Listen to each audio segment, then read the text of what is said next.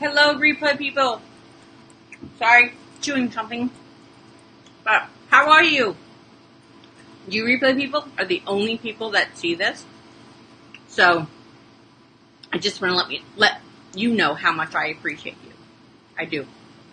Because you rock. You rock. You're awesome. Because you're coming and you're seeing me. Love that. So let me finish what I'm chewing. I think I hit the live button way too fast. So how is everybody?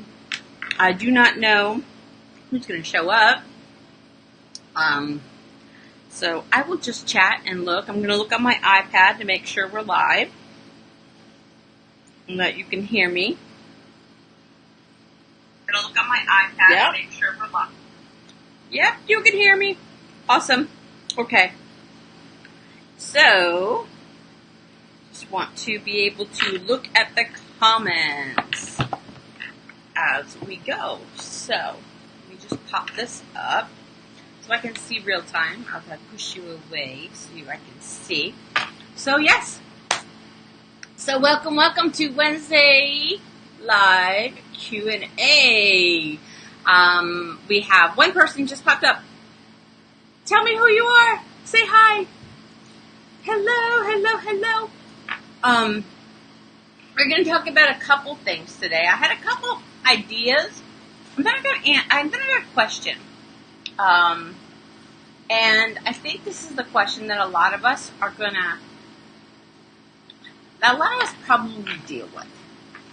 And this is about the negative voices in our head. Now, let me just go to the question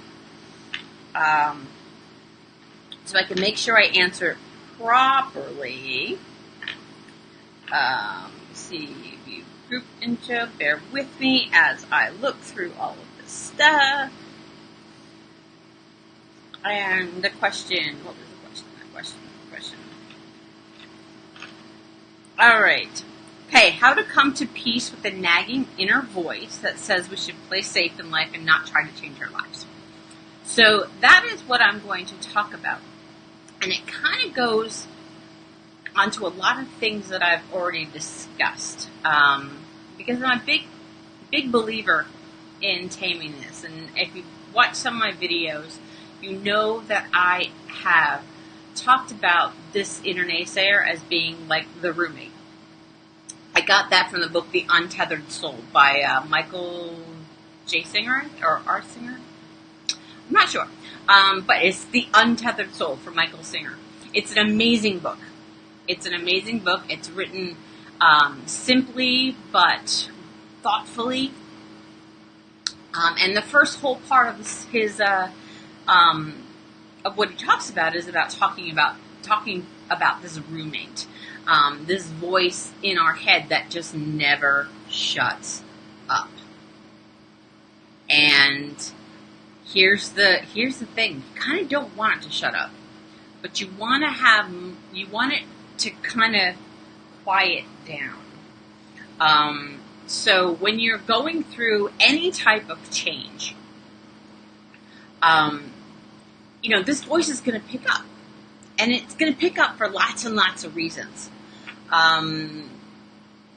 Sometimes we, here, a little bit of an example. And since we have nobody live, this is going to be specifically for you replay people. And I want you to try this little exercise. Now, think about how your day has gone. And think about what you had to do, whether it's to go to work or you're driving or you're dealing with the kids or whatever. How many times did you hear a voice in your head telling you, don't do that? Or, did you see that person? Or, I can't believe they did that. Especially when you're dealing with others. And then there's the one part that gets tough is, say you're doing something.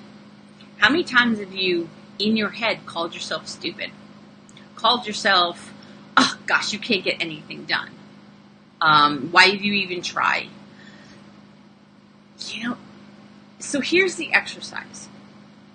Tomorrow, the rest of the day, or tomorrow, just listen to it. Just pay attention. And if you hear a loud buzzing, I don't know how loud it is to you. I do have my air conditioner on because it's really hot here in New York. So if it's loud, I apologize. I hope you can hear me. So, and it just kicked off. So now it's a little quieter. But I want you to just take a moment during your day and sit back and listen to what's going on in your head. What is it saying? What is it talking about? What triggers it? And you're going to come up with amazing information. This information is really going to serve you in ways that you can't even imagine yet.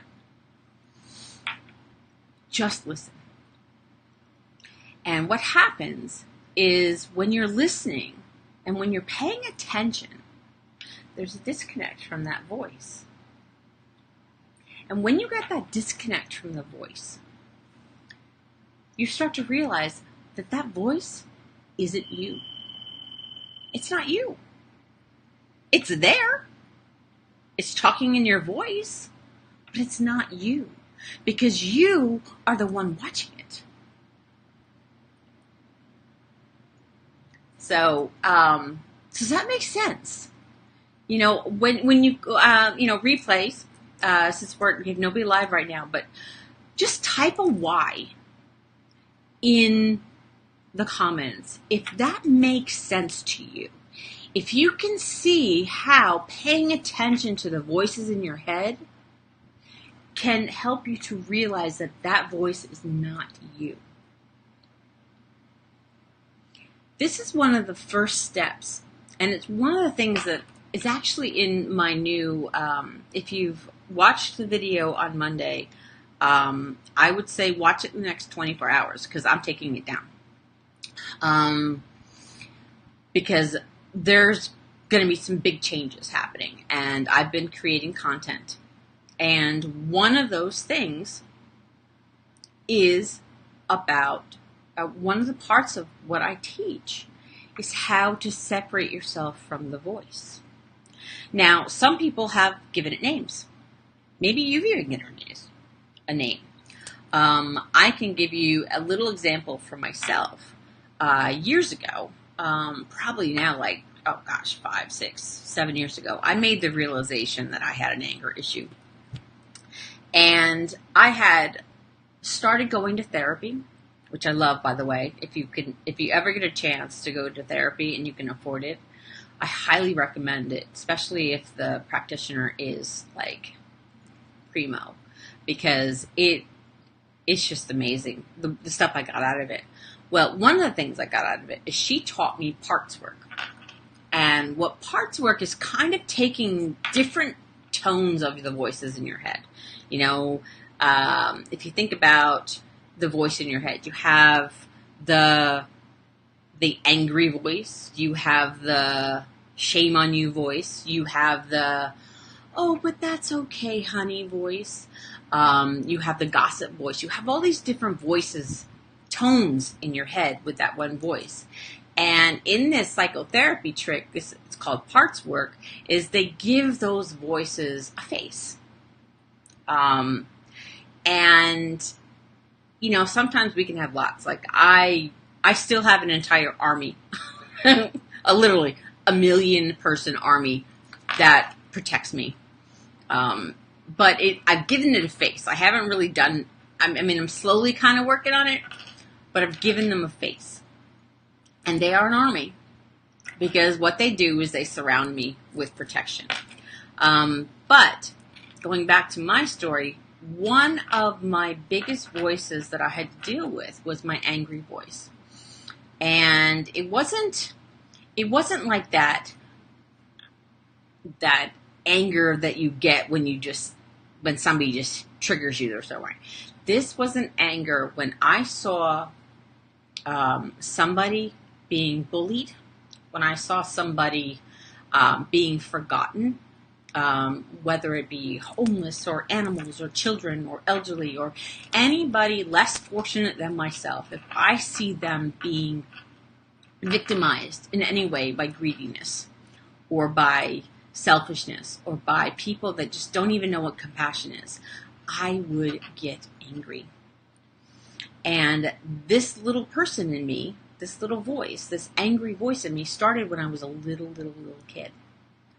So it's my justice voice, you know. It was just my justice voice. You know, that person deserves justice.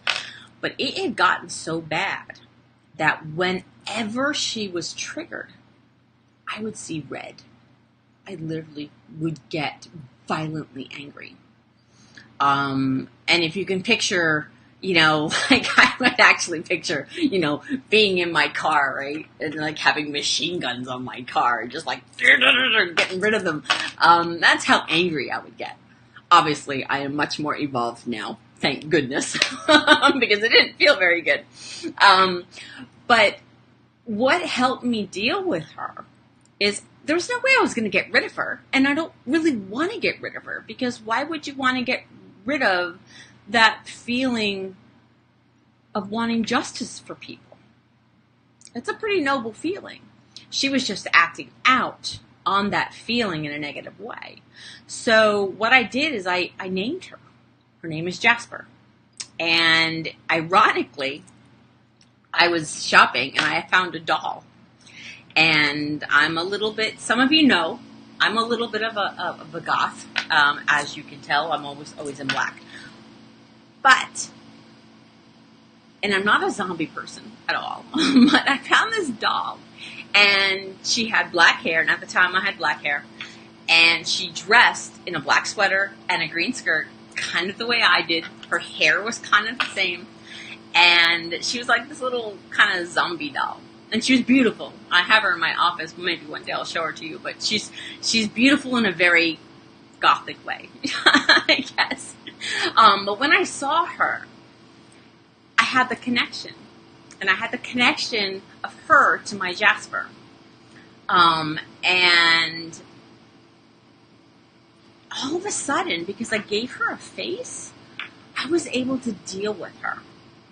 And we actually, through, years of self-work, we have a really strong working relationship now. And she's calm. She still gets angry, but she's not like seeing red. So that helped me kind of tame that voice in my head, because she would take over. I would just get so angry.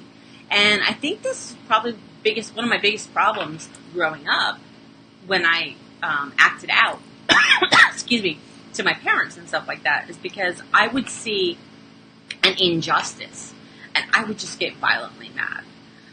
So that's one example of how to work with the voices, work with the negative roommates, work with just those people. I mean, some of my friends have names for them. Mine was Jasper. She was my angry side. I haven't named the rest, but that's neither here nor there. The idea was I had to step back, pay attention, observe, and realize that really is not me. That's not me. Because I'm the one sitting quietly watching. Eckhart Tolle talks about watching the watcher, or watching the thinker. That is the first step to dealing with those voices. And I want to kind of transition that into ego, because that's pretty much what it is. It is the loud side of ego. It is the loud side of basically the ego does not like change. I've talked about this before. You have ego is there to keep us safe. So is this voice. this voice only wants you to stay safe. So it's going to tell you whatever you need to hear to stay in your comfort zone. But guess what? Nothing grows in a comfort zone. It just doesn't. You cannot expand. You cannot move forward if you stay in a comfort zone. You have to at least dip your toe out once in a while. But when you do that, you just know and be aware that the ego and the voice is going to start to kick up. And another thing I want to bring up, and this was in the Untethered Soul book, a lot of times when your inner chatter is very loud, very busy, constantly just back and forth, where you feel like you're gonna, like, you want to rip your head off because you can't stand it and you just want quiet. Most of that is because it's a built-up of energy. So if you have repressed something, or you have resist something, that's the key word. If you have resist something for so long, whether it be because of fear, because you were afraid to step out of your comfort zone,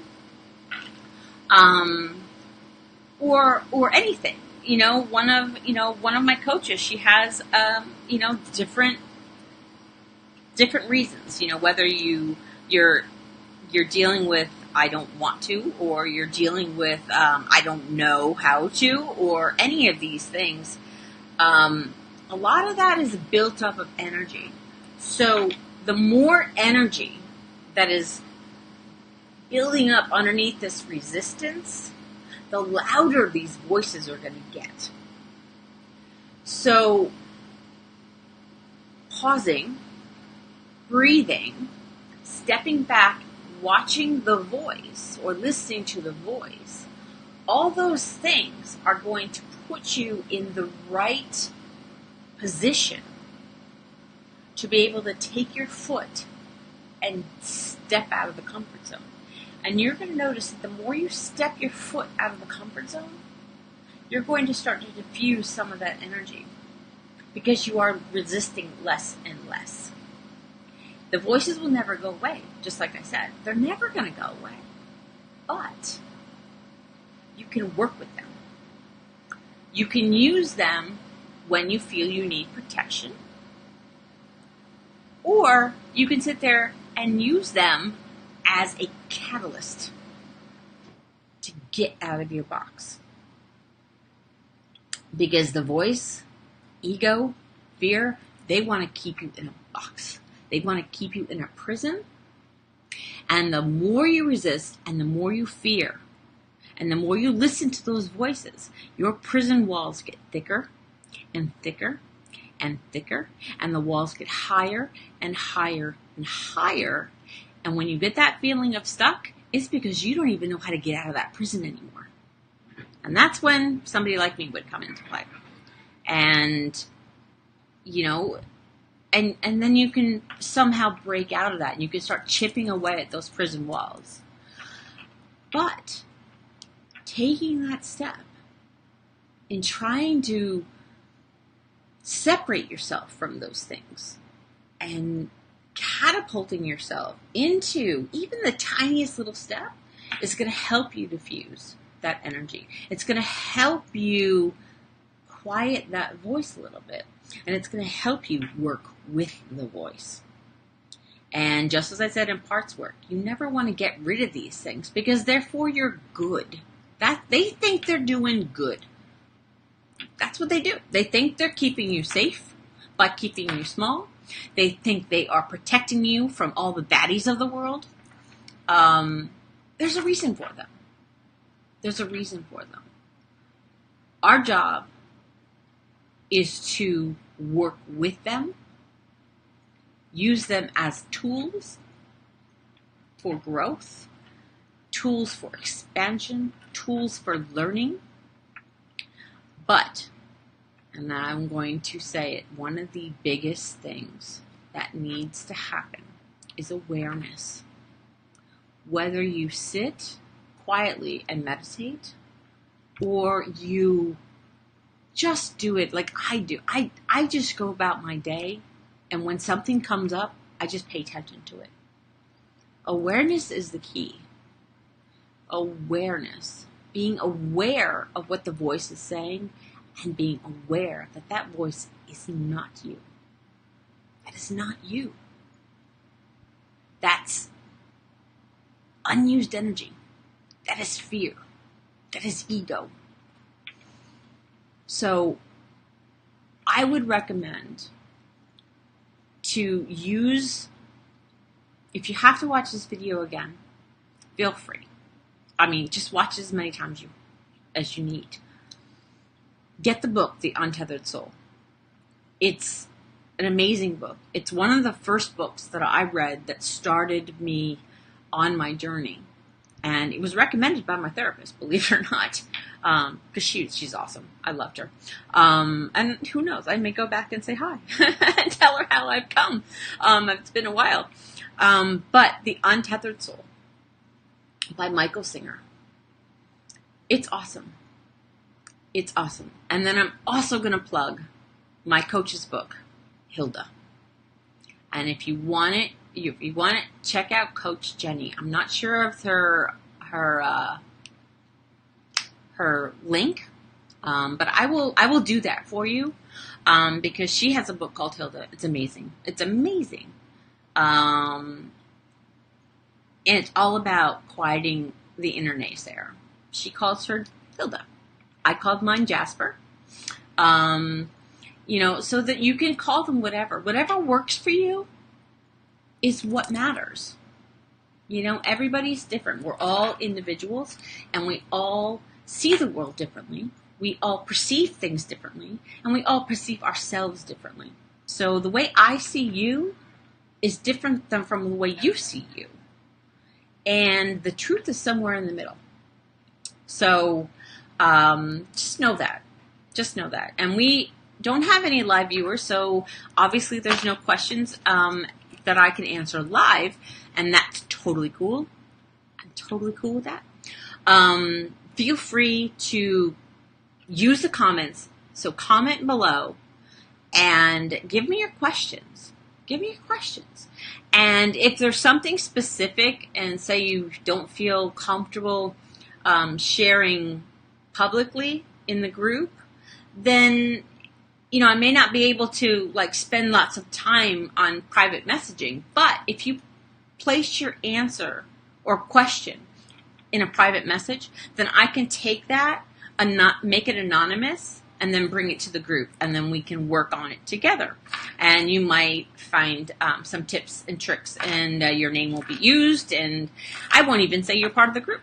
I'll just say, so I came across somebody with a question, and I'm going to answer it.